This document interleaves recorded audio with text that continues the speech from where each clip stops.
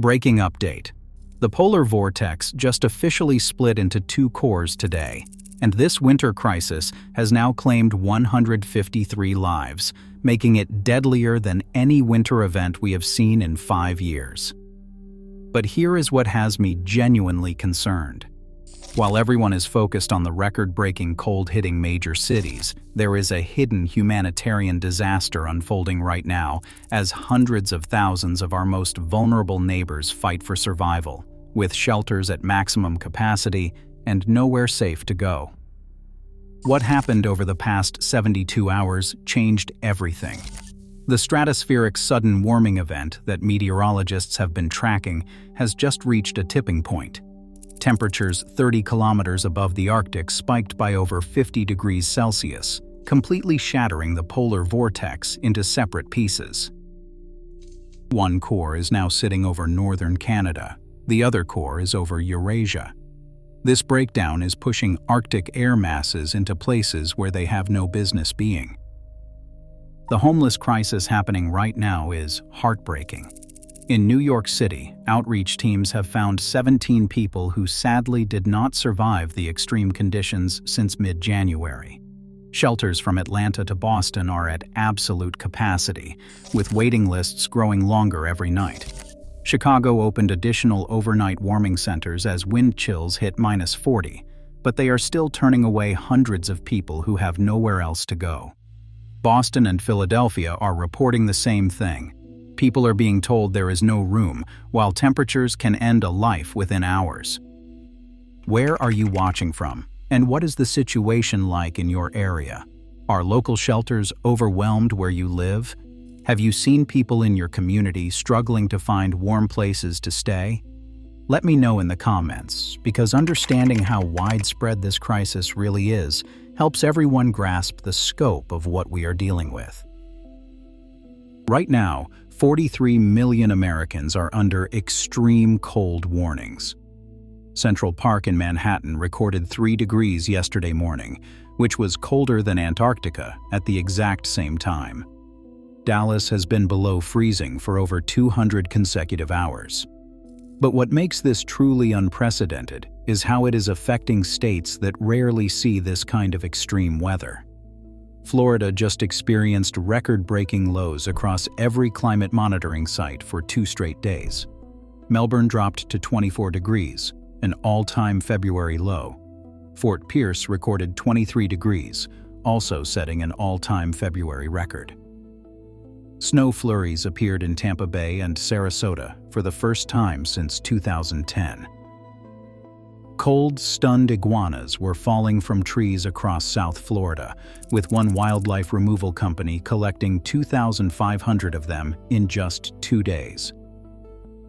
Tennessee suffered some of the worst infrastructure damage we have seen. Nashville Electric Service reported peak outages affecting 235,000 customers, roughly half their entire service territory. Recovery has stretched across multiple weeks, with over 27,000 customers still in the dark by early February. The National Guard had to clear 650 miles of roads while conducting welfare checks on people trapped in their homes. Families were spending $400 or more on propane and generators just to avoid freezing inside their own houses. Mississippi officials called this the worst winter storm since 1994. Nearly 300,000 customers lost power, with 25,000 still without electricity almost 2 weeks after the initial storm hit. But here is some hope. Texas, which faced devastating grid failures during a similar storm in 2021, actually held strong this time. Battery storage had increased from 220 megawatts to 17,000 megawatts, and at peak demand, batteries supplied 9.5% of total grid power. It proves that lessons learned from past disasters can make a real difference. The Northeast has been dealing with cold that just will not quit. Washington, D.C. endured 233 consecutive hours below freezing, the longest streak since 1989. New York City deployed 60 warming shelters and 20 warming buses that circulated continuously, but the demand far exceeded what they could handle. This has potentially been the longest consecutive freezing period in the city's recorded history. For people experiencing homelessness, this has been a true life or death situation that is getting worse. Social workers are reporting individuals with progressive hypothermia and frostbite from repeated exposure to these extreme conditions. Many people are avoiding overcrowded shelters due to safety concerns, making the difficult choice to risk the deadly cold rather than face potentially dangerous conditions inside. Detroit opened school gymnasiums as emergency warming centers, but many people could not reach them safely through the hazardous conditions. The Great Lakes region has seen both fascinating and incredibly dangerous conditions. Lake Erie froze to 95% coverage, effectively shutting down lake-effect snow for western New York. But the persistent cold created other serious problems. Chicago experienced its coldest weather in 7 years, with O'Hare Airport logging 500 delays and over 50 cancellations on a single day. Grand Rapids recorded minus 19 degrees, the coldest reading since 1994. Here's what really shows the scope of this crisis. The economic damage is staggering and still climbing. Natural gas prices surged 78% as heating demand skyrocketed and production facilities froze up. Nearly 21 gigawatts of power generation went offline. Total flight cancellations from the storm sequence exceeded 17,700. Some airlines called this the most disruptive weather event in their entire operational history. Infrastructure is failing in ways that show how unprepared we are for sustained extreme cold. Baltimore reported 160 water main breaks since late January.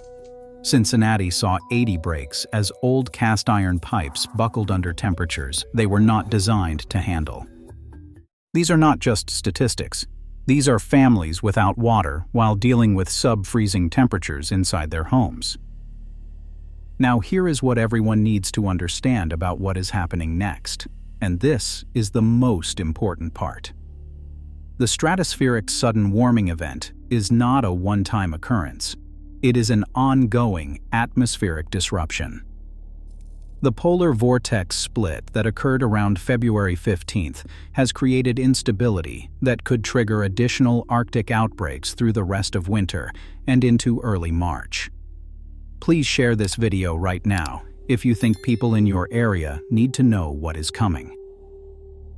The more people who understand the scope of this ongoing crisis and what meteorologists are forecasting for the next few weeks, the better prepared everyone can be for what is ahead. For the next week or so, we are going to see some temporary relief. Pacific air will moderate eastern temperatures through mid-February. Cities that have been stuck in deep freezes will finally get a break, with highs rebounding from single digits to the 30s and the 40s. But this is not the end of the story. The real concern is what happens in late February and early March. The atmospheric interference that is currently shielding us from the full effects of that stratospheric warming will not last forever. Weather models are already showing signals for the potential return of severe cold in the final week of February. The polar vortex disruption could bring additional rounds of dangerous Arctic air just when everyone thinks winter is finally winding down. What makes this particularly concerning for our homeless populations is that repeated exposure to extreme cold weakens the body's ability to cope with each subsequent cold wave. The brief warm-up will not be enough for people to fully recover before the next potential Arctic blast. Emergency shelter coordinators are telling me they are seeing people with conditions that get worse each time temperatures drop. Here is something that really drives home how extreme this pattern has been. While the eastern half of the country was experiencing record-breaking cold, the western United States was hitting temperature records in the opposite direction. Montana reached 70 degrees on the same day that Florida was breaking cold records. Los Angeles hit 88 degrees, hotter than typical summer days. 5 Montana cities recorded their warmest November through January period in weather history. The West also recorded the lowest snow cover in satellite records dating back to 2001. Oregon, Colorado, and Utah all reported record-low statewide snowpack. The Sierra Nevada is sitting at just 50 to 70% of normal.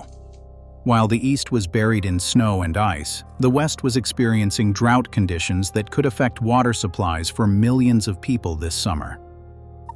The science behind all of this points to some really significant changes in how our atmosphere behaves. When Arctic sea ice is at record low levels, which it currently is, it weakens the temperature differences that normally keep the jet stream stable.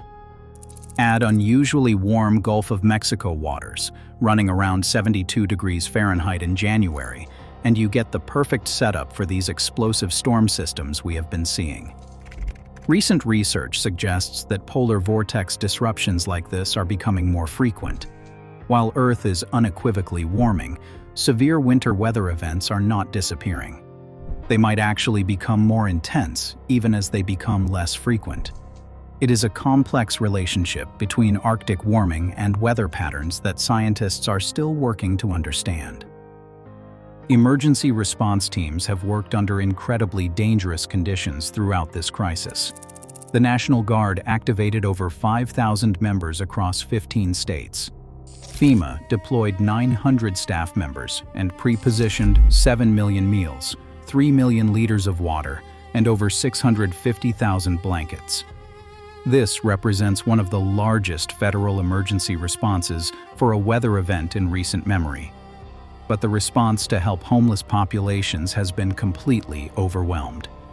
Cities like Seattle, Portland, and Denver opened additional emergency shelters, but demand exceeded capacity by hundreds of people each night. The brief pattern change coming in mid-February might provide some relief, but it will not address the underlying shortage of safe, warm places for people to stay when the next cold wave arrives. The recovery process is going to take months, even after the weather pattern finally shifts permanently. Repairing hundreds of water main breaks, replacing damaged power infrastructure, clearing debris from wind and ice damage, and addressing the economic impacts on businesses and families will extend well into spring and summer. For the immediate future, folks in the Pacific Northwest and Northern California should prepare for a beneficial storm from February 13th to February 15th. This could help with the severe drought and low snowpack conditions that have developed. But the Northeast needs to stay alert for a potentially significant winter storm from February 15th to February 21st. Models are showing signals, but the track and timing remain highly uncertain. What we're witnessing is a winter weather pattern operating outside the bounds of what most emergency management systems were designed to handle. The combination of extreme cold, massive snowfall, ice accumulation, and hurricane-force winds in rapid succession has overwhelmed response capabilities across multiple states simultaneously. The bottom line is this: we are in the middle of a historic winter weather crisis that has already taken 153 lives and caused billions in damage, with our most vulnerable neighbors bearing the worst impacts. The atmospheric conditions driving it are not finished with us yet. The next few weeks will determine whether this becomes a winter that gets remembered for decades or something even more significant. Stay safe, stay informed, and please look out for people in your community who might need help getting through what is still to come.